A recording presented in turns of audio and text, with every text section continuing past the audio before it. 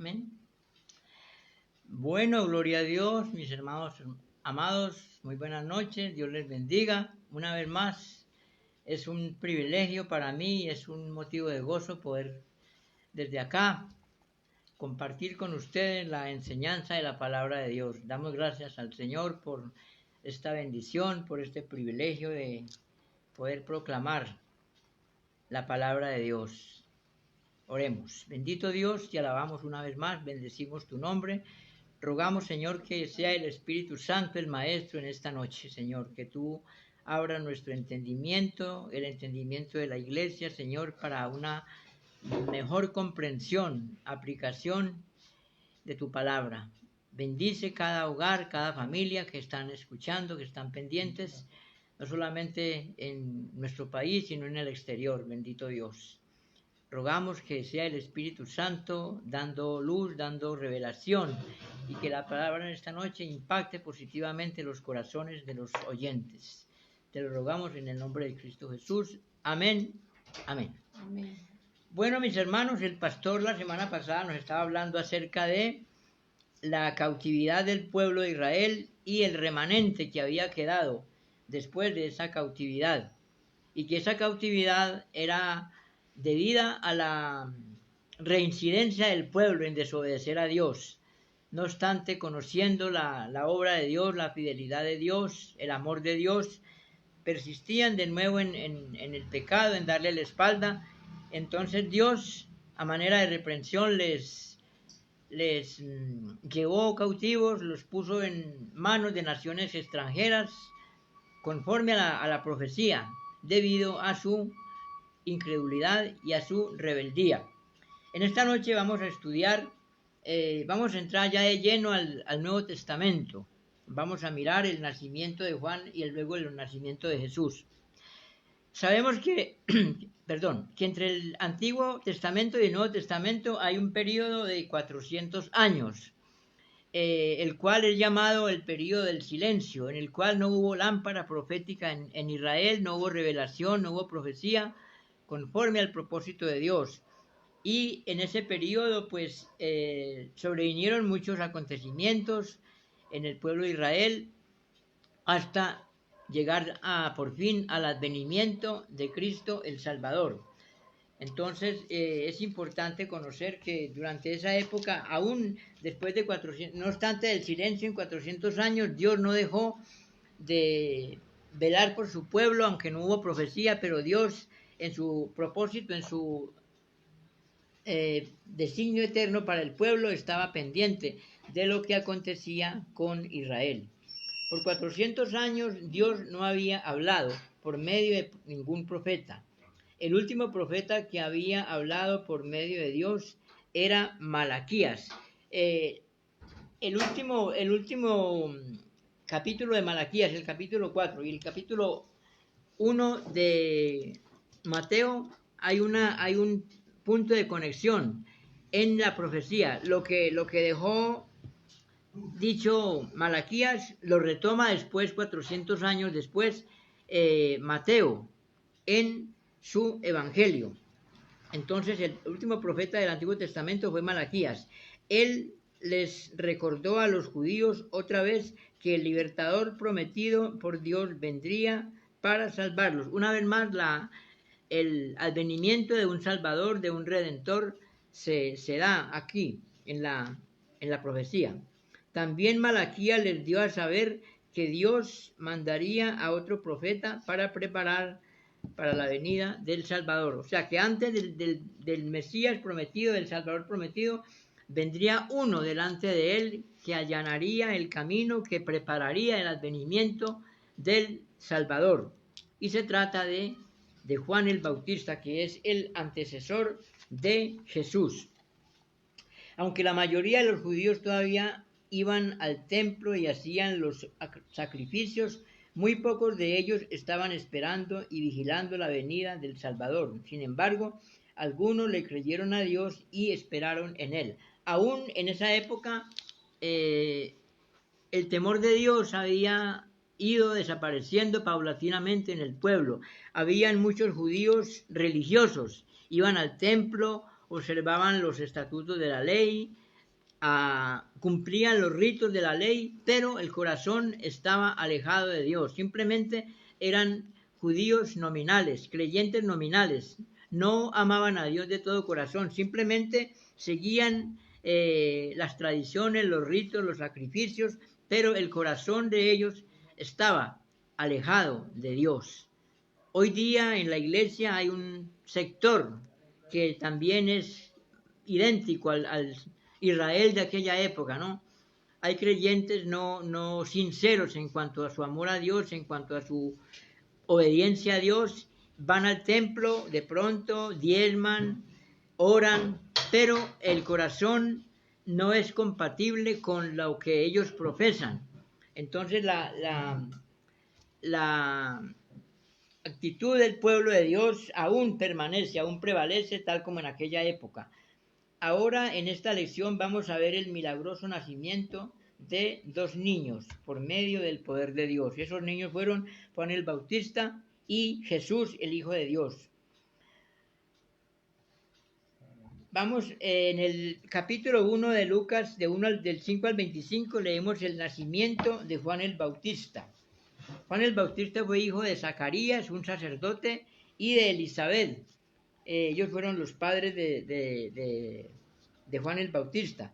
Y este niño nació por un milagro de Dios, porque Elizabeth, su mamá, era estéril, de edad avanzada además, tal como el caso de Sara, recuerdan en el Antiguo Testamento.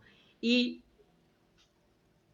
Zacarías también era anciano, pero Dios hizo un milagro en esta pareja y sobrevino el nacimiento de Juan el Bautista. Zacarías y Elizabeth confiaron en Dios y creyeron en su palabra. Ellos ofrecían los sacrificios como Dios les había mandado a sus antepasados. Ellos no tenían hijos.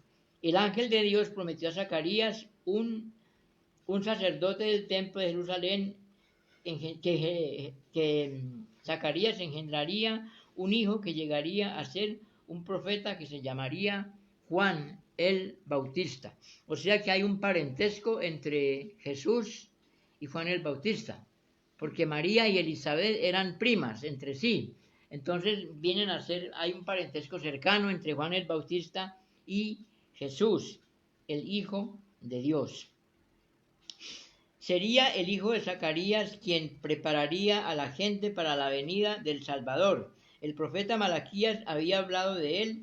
Dios no se había olvidado de su promesa. El mensaje de Juan el Bautista fue: el reino de los cielos se ha acercado. Arrepentíos y creed en el Evangelio. Esa fue el mensaje de Juan el Bautista. El reino de los cielos se ha acercado, arrepiéntanse y crean en el Señor. Ahora bien, ¿por qué un pueblo como el pueblo judío, creyente en el Dios Altísimo, fiel, observador de los ritos, de la ley, le habla el profeta de esa manera? El Señor por medio del profeta: arrepiéntanse y crean a Dios, o el Evangelio. Uno se pregunta, ¿por qué a un pueblo, pues entre comillas, fervoroso, piadoso, creyente, le habla el Señor por medio de Juan el Bautista de arrepentimiento? Por lo que decíamos al principio, porque el corazón del pueblo no era sincero con respecto a Dios. Había ritualismo, había religiosidad, había mucha ceremonia, pero el corazón estaba alejado de Dios. Jesús en alguna oportunidad dijo: este pueblo de labios me honra, mas su corazón lejos está de mí, pues en vano me honran, enseñando como doctrinas mandamientos de hombres. Son palabras muy puntuales de Jesús con respecto al pueblo judío. Este pueblo de labios me honra, mas su corazón está lejos de mí. Ahora, ¿qué es lo que el Señor pide del hombre? David en su oración penitencial en el Salmo 51 dice: los sacrificios de Dios son el espíritu quebrantado, al corazón contrito y humillado no despreciarás tú, oh Dios. Ahora, Dios en su palabra siempre apunta al corazón. entendiendo por corazón los sentimientos del hombre, sus motivaciones, buenas o malas, lo que el hombre piensa, lo que el hombre siente, lo que el hombre planea, ¿no? Ese es el corazón. En aquella época, en la época de Jesús, se tenía la creencia de que el corazón era el motor del cuerpo, el corazón era el centro de los sentimientos, donde irradiaban los sentimientos, el amor, la ternura, la misericordia, todos los sentimientos del hombre partían del corazón. Entonces Dios siempre habla al corazón del hombre a través de los profetas. Y David lo entendía así porque cuando David se arrepiente después de haber caído, él dice, al corazón contrito y humillado no despreciarás tú, oh Dios. Entonces Juan el Bautista estaba apuntando en la misma dirección. Arrepiéntanse y crean en el Evangelio. Amén. Leamos Lucas capítulo 1, 26 al 38. El nacimiento de Jesús. Lucas capítulo 1, 26 al 38.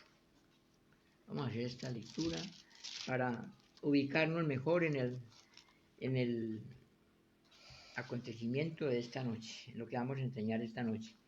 Lucas 21, 26 al 38. Lucas 1, 26 al 38.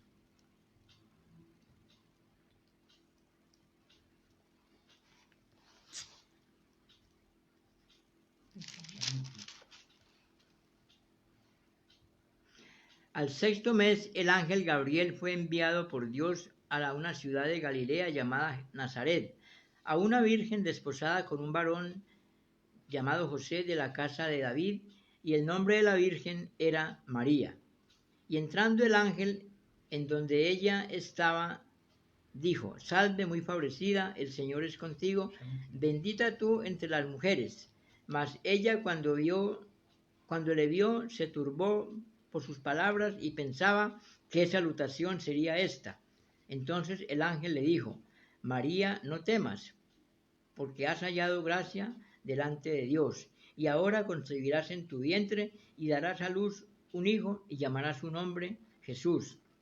Este será grande y será llamado Hijo del Altísimo, y el Señor Dios le dará el trono de David su padre, y reinará sobre la casa de Jacob para siempre, y su reino no tendrá fin. Entonces María dijo al ángel, ¿cómo será esto? Pues no conozco varón.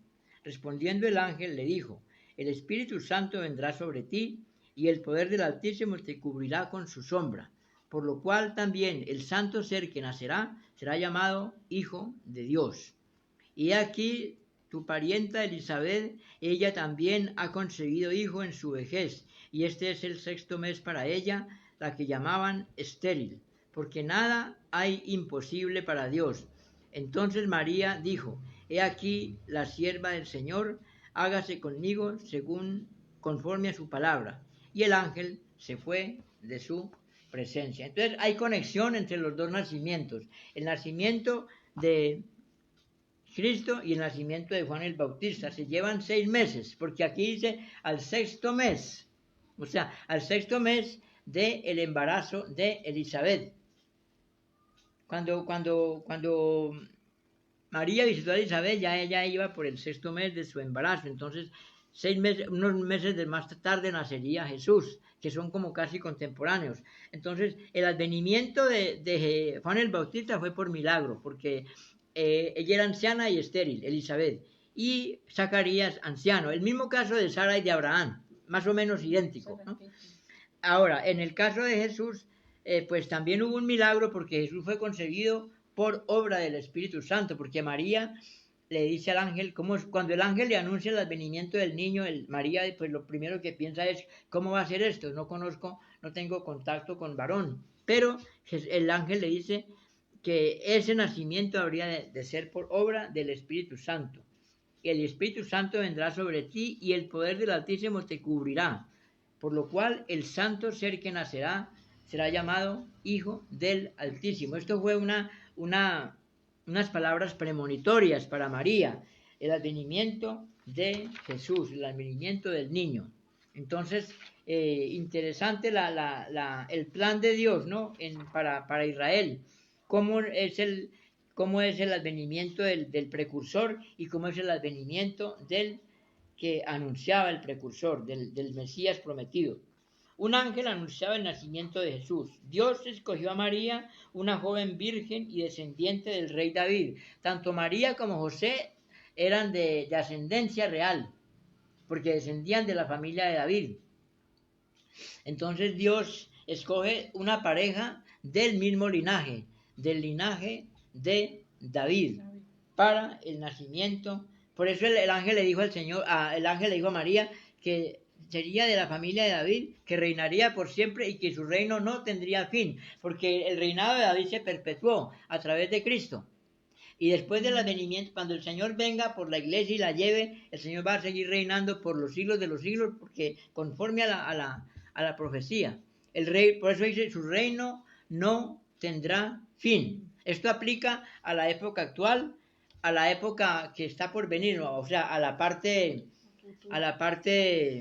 escatológica y aún más allá, por la eternidad, porque el Señor va a reinar con la iglesia por los siglos de los siglos, y ese reinado no va a tener fin. Entonces es motivo de gozo para la iglesia saber esa promesa, ¿no? Esa profecía tan maravillosa, ese reinado que nunca, todos los reinados de la tierra han perecido por una u otra causa, por guerras, por rencores, por odios, en fin, pero el reino del Señor es inamovible y es por los siglos de los siglos, conforme al plan y el propósito de Dios.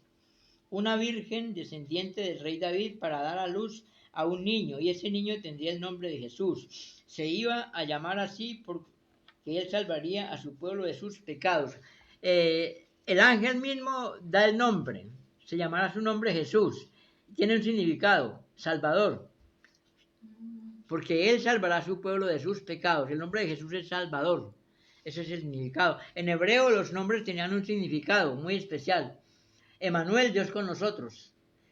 Jesús, Salvador. Entonces, Dios, a través del ángel, escoge el nombre para el Mesías, para Jesús, para su Hijo. Llamará su nombre Jesús porque Él salvará. Y adjunto al nombre viene el significado, Jesús, porque Él salvará a su pueblo de sus pecados, entendiendo por pueblo nosotros, la iglesia, entendiendo por pueblo los que crean después de nosotros, no, los que van a creer de ahora en adelante hasta el advenimiento del Señor, hasta el arrebatamiento de la iglesia, aún después, porque después de que la iglesia sea arrebatada, sea llevada, pues va a quedar un sector de la iglesia que por no estar preparado, por no tener la lámpara con aceite, se van a quedar. Pero aún para ellos va a haber misericordia, pero ya va a ser pues con mucho sacrificio, con mucho, bueno, esto sería tema de otra conferencia, pero lo menciono por cuestiones de que hay conexión entre lo que estamos viendo y esa situación. Amén. Bueno, bien. Entonces, Él sería el Salvador y vendría por obra del Espíritu Santo conforme al plan de Dios. Aunque María era una virgen, ella concebiría y daría a luz un hijo. Ese hijo vendría por medio del Espíritu Santo. Ni José ni María tendrían parte en este milagro. Dios, el Espíritu Santo. Dios lo haría y el niño sería el Hijo de Dios. Dios, el Hijo, dejó los cielos y vino a la tierra para nacer como un ser humano. Gloria al Señor. Él es Dios y hombre. Él llegaría a ser Rey para siempre. Rey de reyes y Señor de señores. María no podía entender cómo podría tener un hijo sin que hubiera un padre humano. Dios, el Espíritu Santo, llevaría a cabo este milagro. En el oratorio del Mesías de Georg Friedrich Händel hay una parte que se llama el Aleluya, que es famosísimo en todo el mundo. En el Aleluya, el canto del Aleluya es Dios de Dios, Rey de Reyes. Se repite una y otra vez en la cantata del Mesías, en esa parte. Dios de Dios, Rey de Reyes. Y es lindo porque Händel compuso ese oratorio en homenaje a Jesús de Nazaret. En alguna ocasión él estaba repasando el catálogo de su obra toda. Y él dijo, bueno, yo he compuesto óperas muy bonitas y he compuesto música profana, he compuesto sobre la Biblia también, sobre el Antiguo Testamento, pero nunca he compuesto algo para glorificar a Dios, para glorificar a Jesús, el Hijo de Dios. Y entonces empezó a trabajar en la composición de ese oratorio hermoso. Y es así como hoy en día se conoce el Mesías de Grünter y Händel. Amén. Entonces María no podía entender cómo podía tener un hijo sin que hubiera un padre humano. Dios, el Espíritu Santo, llevaría a cabo el milagro. Amén. Jesús nacería desligado de la cadena de la pecaminosidad, debido a que Jesús nacería sin la intervención de un padre humano. No estaría sujeto a la naturaleza pecaminosa que viene desde el pecado de Adán. Todo el que ha nacido desde Adán, comenzando con Caín y Abel y hasta usted y yo, ha nacido en pecado bajo el juicio de Dios. Pero Jesús vendría al mundo por obra del Espíritu Santo y nacería sin la naturaleza pecaminosa que traemos todos nosotros. Amén. Jesús nació sin pecado. Cuando David en el Salmo 51 se arrepiente, él dice, he aquí, en maldad he sido formado y en pecado me concibió mi madre. Entonces, quiere decir que él fue concebido cuando él fue concebido ya venía con la simiente del pecado. He aquí, en pecado me concibió mi madre. Pero a excepción de Jesús, fue la única excepción en la historia de la humanidad. Amén. Nacimiento de Juan. Zacarías le puso a su hijo el nombre de Juan en obediencia al mandato de Dios por medio del ángel que le habló en el templo. Zacarías sabía que el Salvador prometido por Dios iba a venir muy pronto.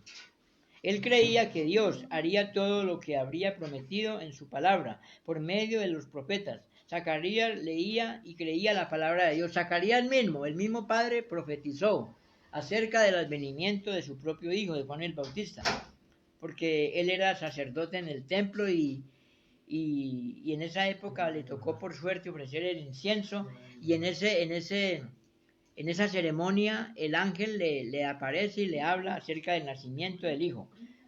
Zacarías sabía que el Salvador prometido por Dios iba a venir muy pronto. Él creía que Dios haría todo lo que le había prometido en su palabra por medio de los profetas. Zacarías leía y creía la palabra de Dios. Abraham fue el padre de la nación de Israel. Dios le prometió que de uno de sus descendientes nacería el Salvador. Juan era el profeta que iba a anunciar la palabra de Dios a Israel, dándoles a saber que el Salvador vendría pronto.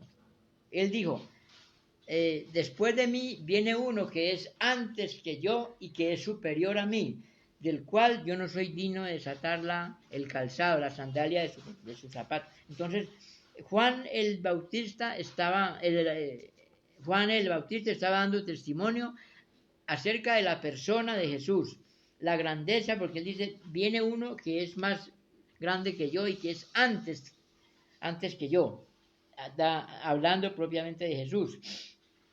Entonces, él anunciaría el advenimiento de el Salvador, dándoles a saber que vendría pronto. El Salvador le mostraría a su pueblo cómo sus pecados podrían ser perdonados. Él les daría entendimiento. Saldrían de la oscuridad de la ignorancia a la verdad. Serían salvados por la paga del pecado, serían salvados de la paga del pecado, que es muerte.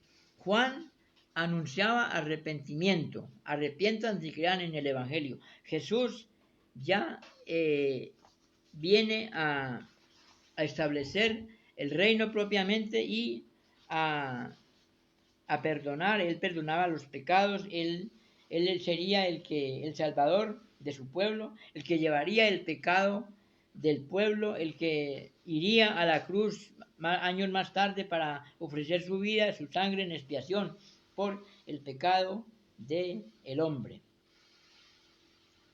El Salvador le mostraría a su pueblo cómo sus pecados podrían ser perdonados.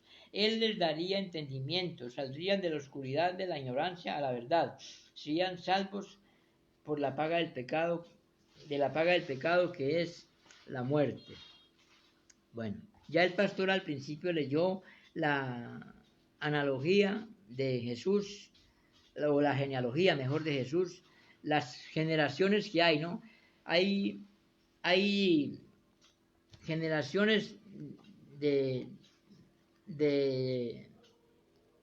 descendencia. Hay 3 generaciones antes del nacimiento de Jesús. Leamos de nuevo Mateo 1:16 para que nos demos cuenta del tiempo, cómo el tiempo avanzaba y cómo Dios, que es inmanente en el tiempo, estaría allí en este acontecimiento. De manera que de todas las generaciones, desde Abraham hasta David, son 14. Primero, de David hasta la deportación a Babilonia, 14. Y desde la deportación a Babilonia hasta Cristo, 14. O sea, 14, 14 y 14. 3 etapas de generaciones de 14, ¿no? De Abraham a David, de David a la deportación y de la deportación a Cristo, 14 generaciones de pueblo. Hubo 14 generaciones desde Abraham hasta David, 14 desde David hasta la cautividad de los israelitas en Babilonia y 14 más hasta el nacimiento de Jesús el Salvador. Amén. El nacimiento de Jesús. Pues ya vimos el advenimiento, cómo el ángel le anuncia a María el nacimiento y nace Jesús, le ponen por nombre en obediencia a lo que Dios había dicho por medio del ángel. Y Lucas 2, del 1 al 11, nos narra ya el hecho propiamente del nacimiento de Jesús. Vamos a leerlo una vez más para que nos empapemos más acerca de este pasaje. Lucas 2, del 1 al 11.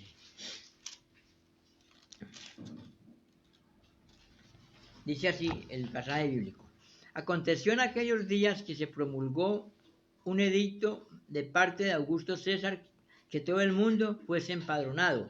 Este primer censo se hizo siendo Cirenio gobernador de Siria, e iban todos para ser empadronados, cada uno a su ciudad.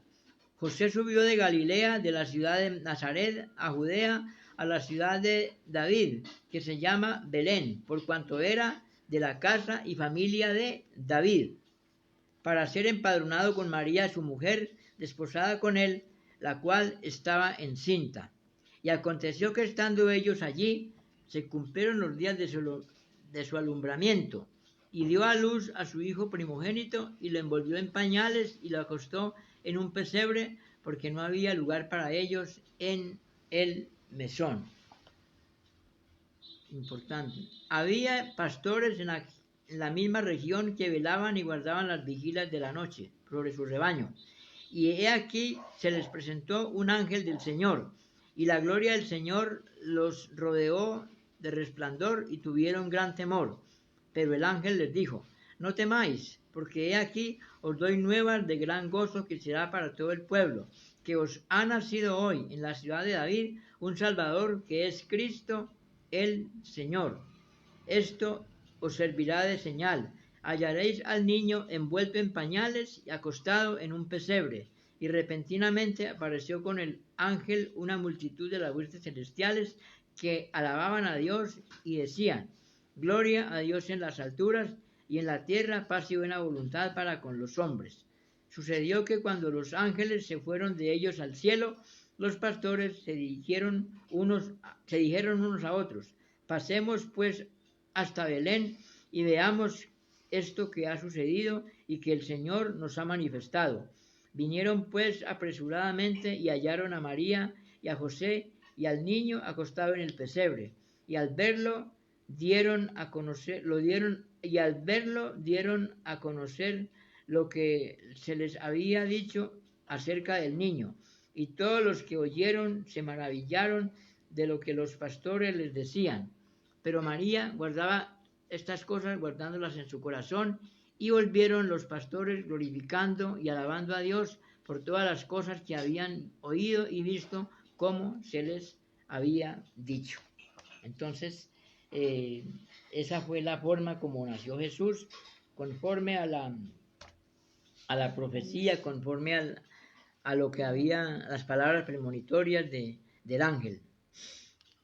Jesús vendría como descendiente de la familia de Abraham, Isaac, Jacob y David, tal como Dios le había prometido. Cuando el Señor le habla a Abraham en Génesis 12, le manda salir del pueblo, dice: bendeciré a los que te bendijeren, y a los que te maldijeren maldeciré, y serán benditas en ti todas las familias de la tierra. Es una forma tácita de mencionar al Mesías. Serán benditas en ti todas las familias de la tierra. Benditas porque de la descendencia de Abraham vino Isaac.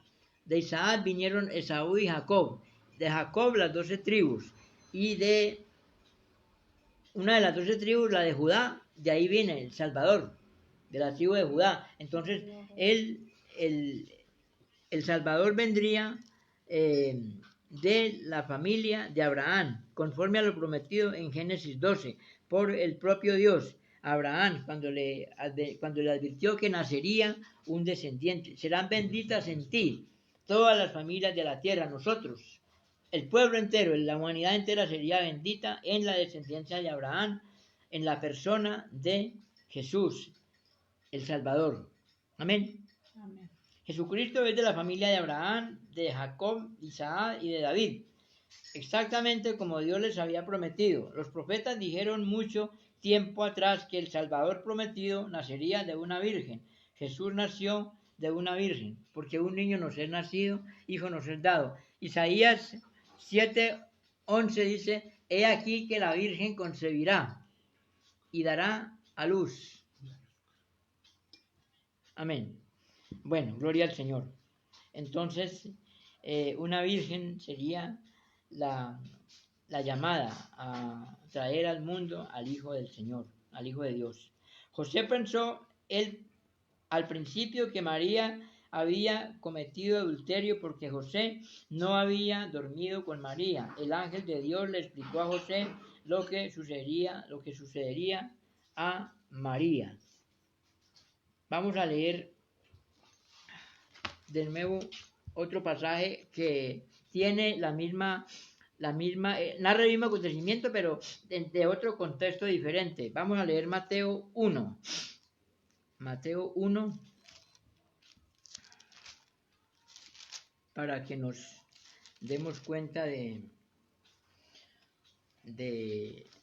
el plan de Dios.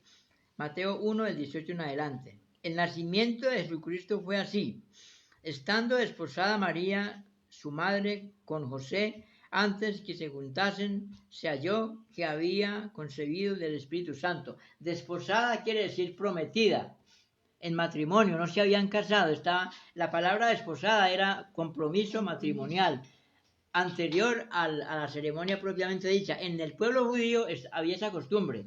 Los jóvenes novios se conocían, se concertaba el noviazgo y se producía lo que llaman el desposorio, que es la etapa previa al matrimonio. Por eso dice desposada con un varón de la casa de David. Entonces, ese fue el motivo por el cual José, cuando el ángel le anuncia el nacimiento o cuando se da cuenta de que María estaba encinta, duda de María y dice que, siendo hombre justo, quiso infamarla. Para no infamarla, quiso dejarla secretamente, ¿no? Ahora, humanamente, José sintió, pues no, cierta situación, pues, un poquito molesta por el acontecimiento. Pero el ángel en sueño le dice: José, hijo de David, no temas recibir a María, porque el niño que está engendrado en ella del Espíritu Santo es. Entonces ya cuando el ángel le habla de esa manera, lo tranquiliza. Y él dice que recibió a María, y cuando dice recibió a María, ya pues obviamente se produce el casamiento, y luego dice que no la conoció hasta que dio a luz a su hijo primogénito, o sea, Jesús. O sea, no hubo contacto como pareja en ellos hasta después del nacimiento de Jesús, porque ese fue por obra del Espíritu Santo. Pero luego que nace Jesús, ya vienen los demás hijos habidos en el matrimonio, que el Evangelio nos narra, ¿no? Los hijos de José propiamente y de María en su matrimonio como pareja en aquella época. José pensó al principio que María había cometido adulterio, porque José no había dormido con María. El ángel de Dios le explicó a José lo que sucedería con María. Jesús nació para salvar a los pecadores del castigo de Dios por sus pecados. Uno de los nombres de Jesús es Emmanuel, que significa Dios con nosotros. Y ahora, Dios con nosotros. ¿Por qué? Porque Jesús es Dios, el Hijo de Dios, y vino a nosotros, o sea, habitó en medio de la humanidad. Por eso es Dios con nosotros. Ese es el simbolismo hebreo de la palabra o del nombre Emmanuel, Dios con nosotros. Entonces, gloria a Dios, hermanos, por las promesas de Dios, que son inamovibles, que son para siempre, que se cumplen a su debido tiempo, ¿no? A corto, mediano o largo plazo la palabra de Dios, los propósitos de Dios se cumplen, ¿no? Y hay mucha profecía que está por cumplirse todavía, pero que nosotros, la iglesia, por fe, la esperamos. De pronto yo no voy a estar cuando mucha profecía escatológica se cumpla, ni muchos de la iglesia contemporánea vamos a estar, pero esa profecía se va a cumplir. Independientemente de que nosotros estemos o no vivos para esa época, Dios va a cumplir su promesa a su debido tiempo. Ahora, entendamos el tiempo desde la óptica de Dios, ¿no? Que no es como nosotros, ¿no?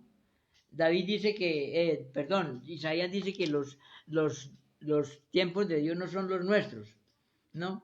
Y que el tiempo para Dios no determina, no, es decir, no existe, ¿no? Delante de Dios un día es como 1000 años y 1000 años como un día, dice San Pedro en su carta.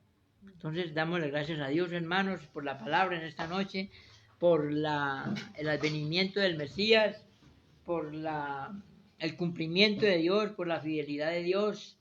Y no sé si ustedes, hermanos, desde su casa siguen pensando en la fidelidad de Dios.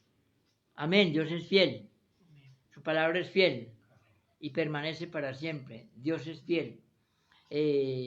Leamos Deuteronomio, no sé si ustedes han leído Deuteronomio 10, 17 y 18. Dice que el Señor es fiel y que hace justicia al huérfano y a la viuda, porque Jehová vuestro Dios es Dios fiel, ¿no? Que no hace acepción de personas ni toma cohecho. Una de las características de Dios es su fidelidad eterna. Cumple su promesa a su tiempo. Lo que promete se cumple, ¿no? A rajatabla. Es decir, por más acontecimientos, por más que haya oposición, la palabra de Dios se cumple, ¿no? Ahora en lo que el ángel le dijo a María, dice: nada hay imposible para Dios. O sea, Dios está por encima de toda imposibilidad, de toda oposición. Dios es Señor, Dios controla y Dios es absolutamente poderoso. Él es todopoderoso, omnipotente, omnipresente, y Él cumple su palabra a su debido tiempo. Bendito Dios, te alabamos, Señor, por tu palabra, porque es fiel, permanece para siempre. Señor, te alabamos, te damos gracias por el advenimiento de Jesús, tu Hijo amado al mundo para redimirnos, para llevarnos de las tinieblas a la luz, por darnos vida eterna y por reconciliarnos contigo, siendo nosotros muertos en delitos y pecados y alejados del pacto de la promesa. Jesús nos trajo a tu redil, nos reconcilió contigo, nos justificó y nos hizo herederos y coherederos juntamente con Él, por su obra en la cruz del Calvario. Te bendecimos, Señor, por tu palabra, te bendecimos por esta maravilla de la salvación inmerecida, por la gracia inmerecida con que nos has bendecido. Alabamos tu nombre, Señor. Bendice la iglesia en esta noche, en el resto de la semana, y prepáranos, Señor, para el próximo domingo, para una vez más congregarnos, para estudiar la palabra, para escuchar el mensaje tuyo a través de la palabra. Te alabamos, Señor, te bendecimos en el nombre de Cristo Jesús, Señor y Dios nuestro. Amén.